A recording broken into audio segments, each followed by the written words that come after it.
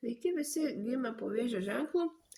Pasižiūrėkime, kas jūsų laukia laikotarpyje nuo balandžio 21 iki 27.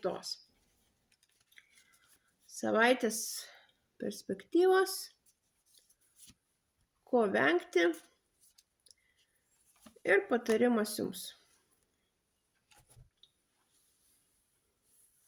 Šiuo laikotarpiu jūsų užduotis labiausiai rūpintis savimi, atkreipti dėmesį į save, į savo sveikatą, į savo kūną, į savo norus, tiesiog save pasilepinti ir nukreipti visą savo dėmesį į save. Šią savaitę venkite kažkokių tai radikalių sprendimų, radikalių veiksmų, labai prieš kažką darydami gerai apgalvokite, ar jūsų dabartiniai sprendimai turi ateitį.